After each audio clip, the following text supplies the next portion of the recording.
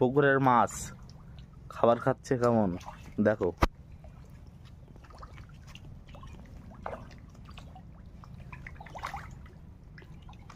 মোটামুটি 8 থেকে 10 রকম মাছ আছে, সব বড় বড় হয়ে গেছে, অনেকদিন ধরে খাচ্ছে। প্রতিদিন খাবার দিই, এক টাইম করে প্রতিদিন খাবার দিতে হবে মাছ পুকুরে ফেলা পরে, তাহলে মাছ বাড়বে, মাছের চেহারাও ভালো থাকবে, গ্রোথ আসবে ভালো।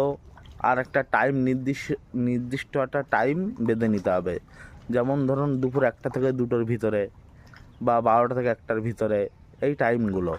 আজকে সকাল 10টায়, কালকে 12টায়, তারপরের দিন 4টায়, এভাবে যদি খাবার দেওয়া হয় তাতে মাছ তৈরি হবে না, মাছ নষ্ট হয়ে যাবে। মাছের টাইম টু টাইম খাবার দিলে মাছ তাতে গ্রোথও ভালো দেবে, প্রতিটা মাছেও খাবার পাবে, মাছ সুস্থ সবল থাকবে। এতে চাষ করে লাভবানও হওয়া যাবে। নিজের মেনটেন্যান্স